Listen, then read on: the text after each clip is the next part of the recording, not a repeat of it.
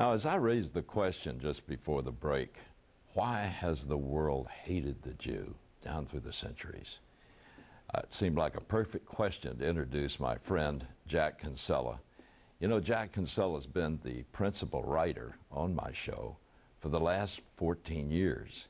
And also, he plays the role of super sleuth. He's the guy that goes out and gets some intelligence that very few people can find. Anyway, Jack, thanks for coming and being on the show. I really so glad to get people to see you and to know how important you are to me. Well, thanks, Hal. You know, we're talking now about the fact that there really has to be a supernatural source behind all of this. And what do you see is really the source of why there's such a hatred toward the Jew? Well, to begin with, as you point out, you know, there's really only three combatants in this whole global conflict. You know, there's the children of Israel, there are the followers of Jesus, and then there are the followers of Allah. And so what, you know, it was Osama bin Laden himself who set the framework. He said that, you know, this would be a war against the Crusader Christians, which is America, it's code for the United States, and against the Jews.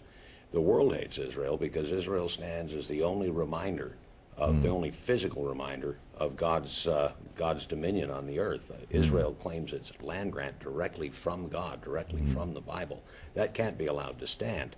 If it's accepted that their land grant is legitimate, then you know, next follows that the Bible is legitimate. If the Bible is legitimate, then the Quran has to rewrite itself, and the battle itself is the winner is going to be the one who declares their sacred writing to be wrong.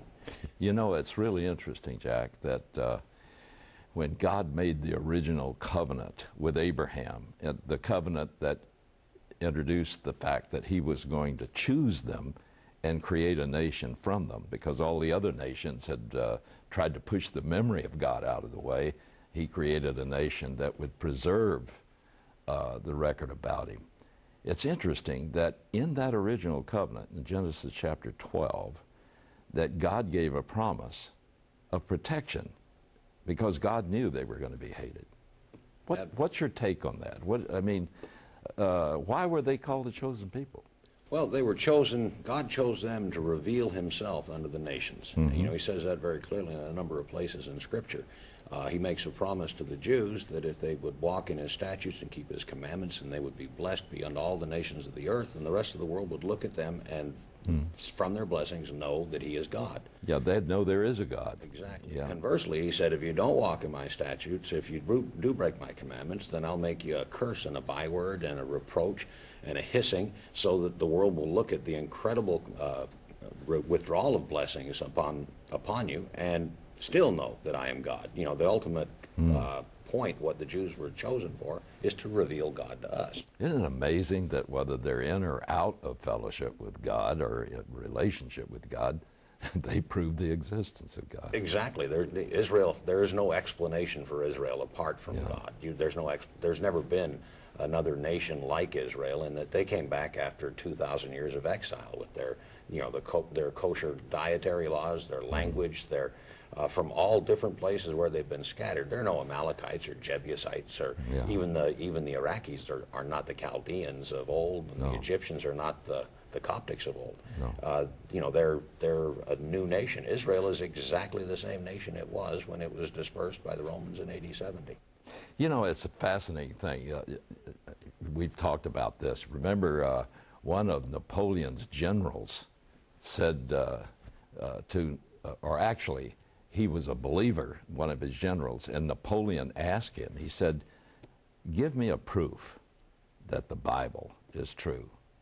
And I understood he said, Your Majesty, the Jew. Exactly. He said, why? And he said, well, just look. And basically, he's going through what we're talking about right now. Precisely. Israel is a miracle nation. The Jews are a miracle people. Yes. The Bible, Zephaniah promised that in the last days God would return unto them a pure language with which they could worship him again.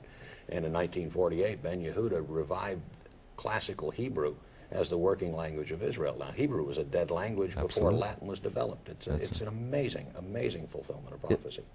It's extraordinary Absolutely. to go over there and to hear classical Hebrew as the language of the people.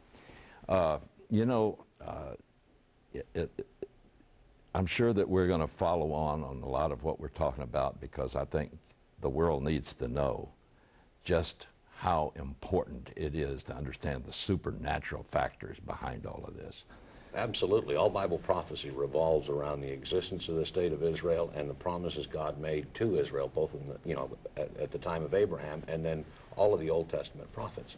Each of them had made some reference to Israel in the last days, and everything revolves around them. In fact, everything about the last days begins, you can trace it, all of the various elements of Bible prophecy, to that exact same point in history, in 1948, when Israel was restored. And folks, we're going to have a lot more to say about that. As a matter of fact, a book is in the works about that. We'll be right back.